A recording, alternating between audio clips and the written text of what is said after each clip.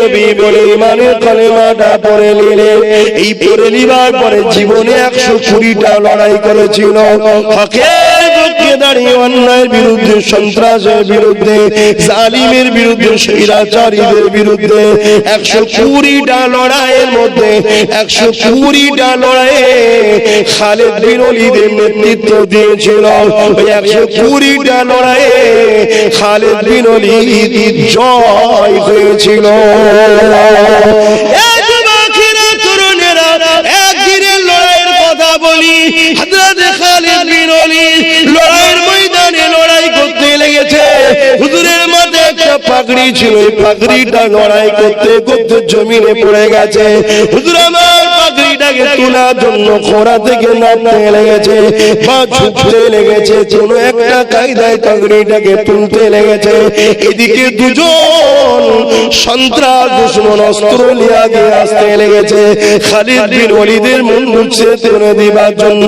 খালিদ বিন ওয়ালিদ দেখার পরে তাদের দিকে তরোয়াল তুলে নে, তাদের সঙ্গে মোকাবেলা তো যায়নি। হুজুর তাড়াতাড়ি পাগড়িকে আগে তুলতে লেগেছে। ওই দুজন জালিম এসে দাঁড়িয়ে গেল। হুজুর আমার পাগড়িটা তুলে পাগড়িটা মাথায় দিলেন। ওই দুজন বলতে লেগেছে খালিদ বিন ওয়ালিদ রে, শুনেছি তুমি নাকি বিরাট বড় যোদ্ধা, তোমার মোকাবেলায় কেউ দাঁড়াতে পারেনি, কিন্তু আজ অবাক হয়ে গেলাম, একটা পাগড়ি পড়ে গেছে ওটাকে তুলতে চাইছো, অথচ যুদ্ধের ময়দানে ছেলে যদিও কেটে যায় তাকাবার সময় নেই, ভাই যদি কেটে যায় তাকাবার সময় নেই। কেন তাকাতে গেলে নিজেরও ধরটা উড়ে যাবে। আমরা তো তোমাকে মেরেই দিতাম, কিন্তু তুমি নিজের জানের ময়া না করে পাগড়ি তোলাতে ব্যস্ত রয়েছো কিসে? তুমি যুদ্ধের কৌশল বোঝো। খালিদ বিন ওয়ালিদ বললেন, তোরা আমাকে কি বলতে চাইছিস? তারা বলতে লেগেছে আমরা তো তোমাকে মেরেই দিতাম। খালিদ বিন ওয়ালিদ বলছে ওইটাই তো যুদ্ধের কৌশল আমার, তোরা বলছে মেরেই দিতাম, মারতে কেন পারলি না?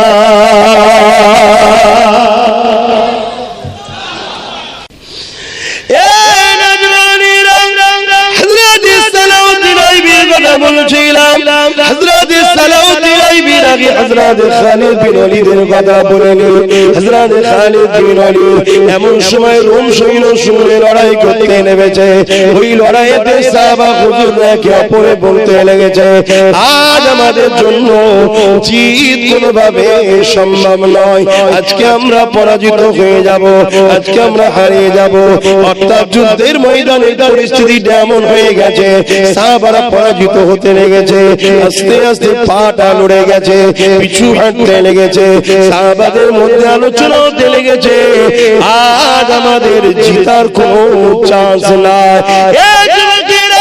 সাহাবাদের মধ্যে একজন সাহাবী দ্রুত ঘোড়ার পিঠে চেপে মদিনা নববী শরীফে এসে মদিনা নববী শরীফের মিম্বারে দাঁড়িয়ে উঁচু জায়গায় টিলাতে দাঁড়িয়ে ঘোষণা করে দেয়, আল্লাহ নবী সাহাবারা এই জালিম রোমারিদের হাতে পরাজিত হতে লেগেছে। এই কথা যখন শুনে সমস্ত মদিনা মানুষেরা তারা সব যে যার মতো করে রওনা দিয়েছে, বেরিয়ে পড়েছে সাহাবাদের পাশে দাঁড়াবে বলে আর ঘোড়া নিয়ে রওনা দিয়ে দিয়েছে।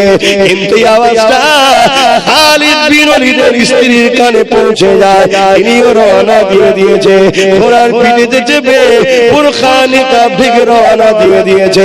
এই যুবকেরা কিন্তু সাহাবাদের মধ্যে থেকে অবাক হয়ে যায়, বড় দ্রুতই ঘোড়াটা ছুটছে, নিশ্চয়ই কোনো জাসুস থাকতে পারে।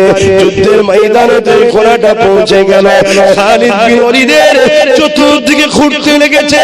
খালিদ বিন ওয়ালিদ এক হাতে ঢাল, এক হাতে জালিমদের বিরুদ্ধে মোকাবেলা করছে।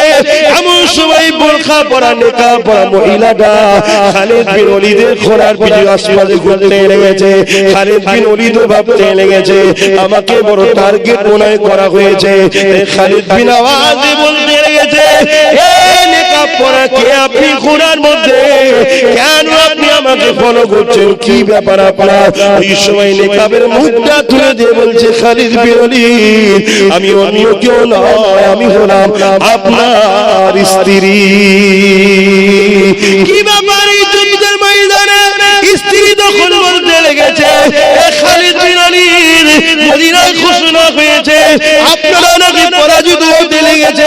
খালিদ বিন ওয়ালিদ বলছে হ্যাঁ আমরা আজকে মনে হয় জিততে পারবো না। ওই সময় স্ত্রী বলেছে আমার কানে যখন আওয়াজটা গেছে আমি অবাক হয়ে যাই, আমার স্বামী যে যুদ্ধে আছে যার নাম আল্লাহ দিয়েছে সাইফুল্লাহ, আল্লাহ তরওয়াল বলে খিতাব দিয়েছে, সে থাকা অবস্থায় হারে কি করে? আমি বড় তালাশ করতে লাগলাম কি কারণে হারে। এই খুঁজতে খুঁজতে আপনার এই টুপিটা আমি পেয়েছি, অর্থাৎ খালিদ বিন ওয়ালিদের পাগড়ির ভেতরে একটা টুপি থাকতো, ওই টুপিটা আমি পেয়েছি। এই টুপিটাই হলো আপনার পরাজয়ের কারণ। হচ্ছে খালিদ বিন ওয়ালিদের চোখ দিয়ে পানি বেরিয়ে যায়, পাগড়ি খানা খুলে টুপিটাকে যেই মাথায় দিয়ে পাগড়ি বলে বিসমিল্লাহ বলে আবার নেমেছে। আর যুদ্ধকে আল্লাহ পাক আবার জিতিয়ে দেয়। আরো জোরে বলুন সুবহান।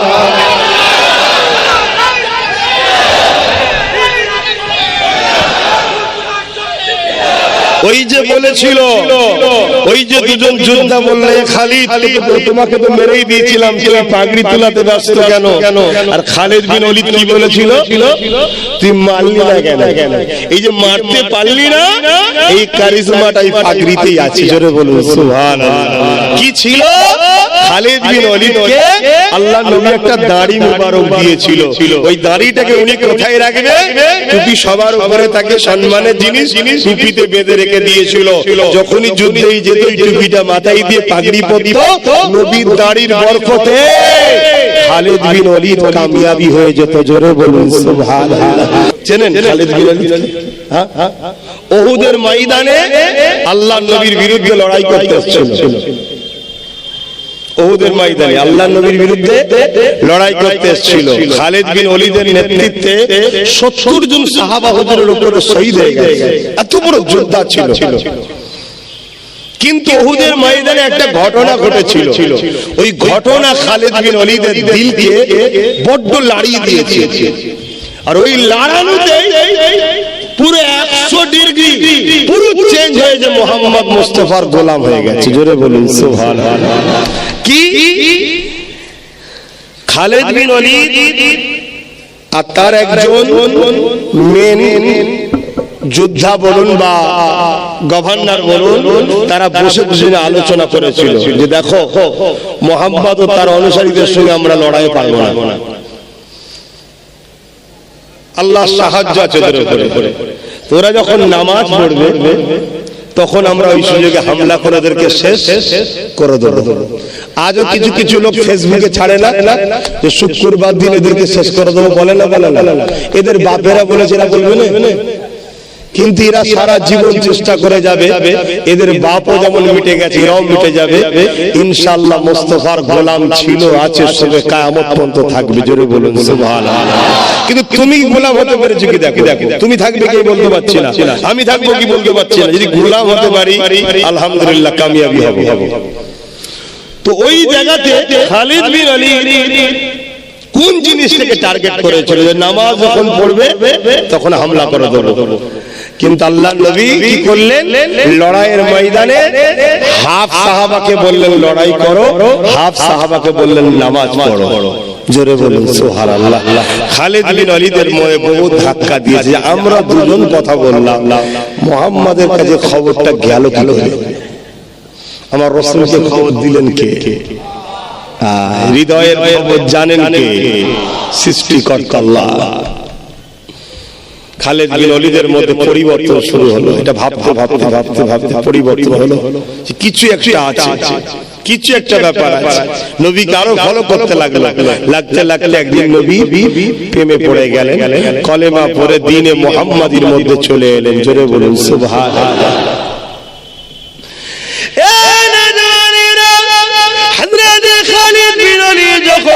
আল্লাহকে আল্লাহ বলে নবীকে নবী বলে ইমানের কালেমাটা পড়ে নিলেন।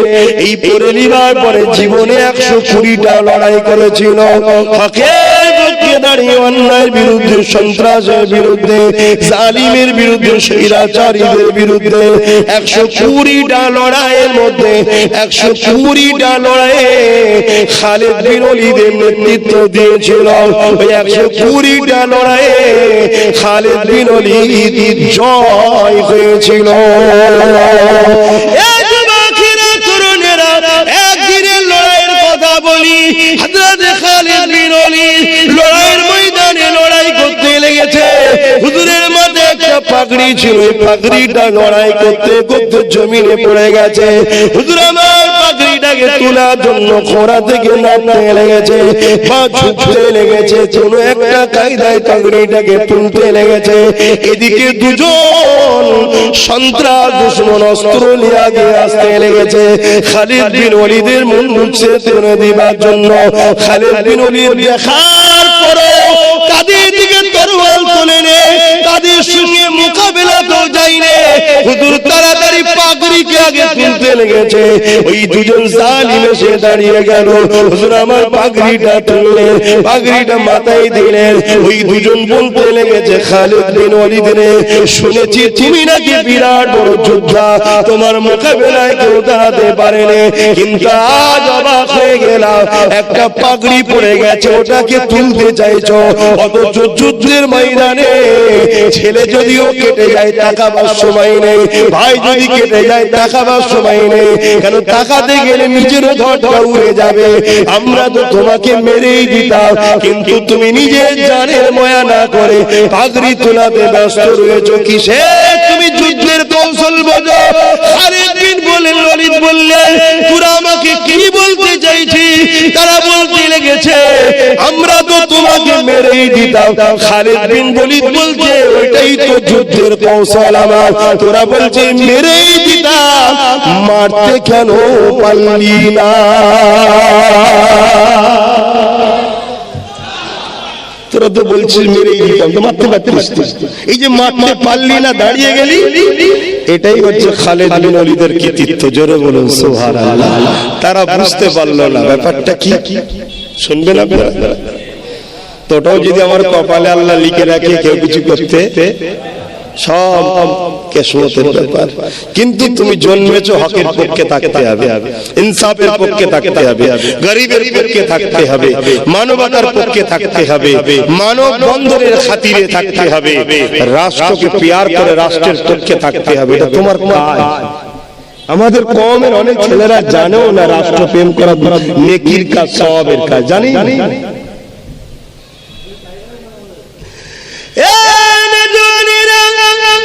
হযরত খালিদ বিন ওলীদ 1 তারিখে রোমানীয় সৈন্যদের মোকাবেলায় লড়াই করতে গেছে।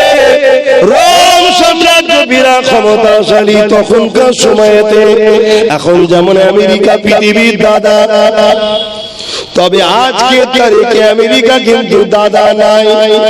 কে দাদা তোমরা কি জানো কি জানি না, তবে আমি জানি এখন কে দাদা জানেন তো নাকি? আমেরিকা এখন তাদের শিশু হয়ে গেছে।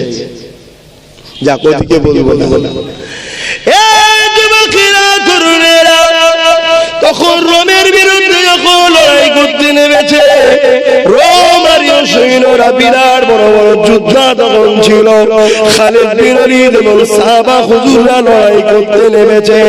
এই লড়াইয়ের সময় দেখা যায়, এ যুবক শোনো গো শোনো, তোমার আমার হিরো কারা শোনো গো, তোমার আমার নেতৃত্ব দেবে কারা শোনো গো।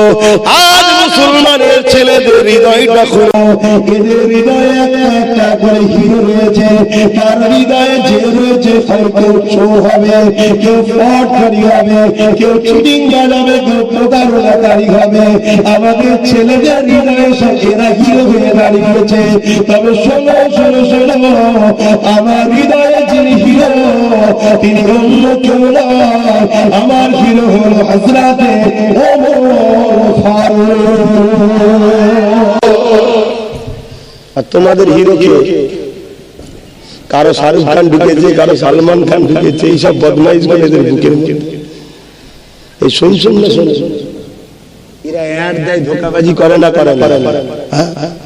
কে অ্যাড দিচ্ছে? গুটকা, খেলে নাকি কি হবে, গুটকা খেলে উপকার হয়, কথা বলে এরা মানুষের উপকার করে না ক্ষতি করে। সে তো মোটা অঙ্কের টাকা চলে গেল, ধোকাবাজি হচ্ছে না, হয় না? এইসব ধোকাবাজ যদি আমাদের ছেলেরা মডেল করে তোদের কপাল ফাটবে না? আমার কথা কি খারাপ লাগছে? গায়ে লেগে গেল নাকি? হুজুর কি বলছে? সুধরে যাওয়া এখনো সময় আছে, এখনো সন্ধ্যা হতে অনেক বাকি, কিন্তু অন্ধকারে হাতরে মরে যাবে। দিনের বেলা কাজ করে লাভ, সুধরে যাবে। কেউ অ্যাড দিচ্ছে লাখ সাবান মাখলে নাকি ফর্সা হয়ে যায়, তাহলে কালো দুনিয়ায় কেউ থাকতো কি? সব ফর্সা হতো। তাহলে এটা কি ধোকাবাজি নয়? এই ধোকাবাজ দেখার আমরা হৃদয়ে ভরে রেখে দিয়েছি। কখনো ভাবছেন যে আমরা কি করছি? কখনো ভাবলেন? অথচ আল্লাহ দিয়া হাত নিয়ে আল্লাহ যে কাজগুলো করাকে নিষেধ করেছে ওই কাজগুলো কি আমরা বেশি বেশি করে করছি? আল্লাহ জুলুম করতে নিষেধ করেছে না করেন? আওয়াজ দেন। এই হাত আল্লাহ দিয়েছে, আল্লাহ দিয়ে হাত নিয়ে গরিবের উপর জুলুম আমরা করছি। আল্লাহ দিয়ে হাত দিয়ে হারাম ইনকাম করে নিজের নফসের উপরে জুলুম করছি। আল্লাহ দিয়ে হাত দিয়ে গরিবের ঘর বাড়িকে আমরা ভেঙে দিচ্ছি। আল্লাহ দিয়ে হাত দিয়ে গরিবের জায়গাকে দখল পর্যন্ত করছি। কে করছে? মুসলিম সমাজের ঘরে কিছু কিছু ছেলেরা করছে না, আমাদের ছেলেদের কাজ থেকে নয়। তাহলে এই শিক্ষাটা আমাদের ছেলেরা পেল কার থেকে? নিশ্চয়ই পশ্চিমা দুনিয়া থেকে পেয়েছে। কেন এই কাজ তো আমার ঘরের নয়, এই কালচার তো আমার ধর্মের নয়।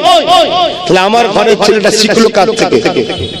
তাহলে খারাপ সহবতে বসে, খারাপ জায়গায় বসে। তাই তো আমরা এসে আমাদের ছেলেদেরকে বুঝাই যে তোদের বন্ধু গুলো নয় যাদের পিছনে ঘুরছিস, শুধু তোর যৌবনটাকে চুষে নেবে, তোর অর্থটাকে চুষে নেবে, তোর তাকতটাকে চুষে নেবে, তোকে আস্তে আস্তে ঈমানটাকে লুটে নিয়ে বেঈমান বানিয়ে দেবে। দিবার পরে আজ যেমন প্যালেস্টাইনে কাটছে কাল তোকেও কাটবে। তা আমি তোমার পরিবারকে বুঝাতে এসেছি, কিন্তু আমার পরিবারের কিছু কিছু ছেলে এত বাজে হয়ে গেছে তারা ধরা পর্যন্ত দেয় না। ওজন দুধ থেকেও যদি কানে একটু শোনে তাও নাই জানতাম। আবার জলসাগুলো আজকাল মেলা করে ফেলেছে, ওখানে কান আর দিমাগ এক জায়গায় থাকে, দুটো আলাদা কাজ করে না। ব্রেন যদি অন্যদিকে থাকে কানে পাশেও কথা বললে শোনা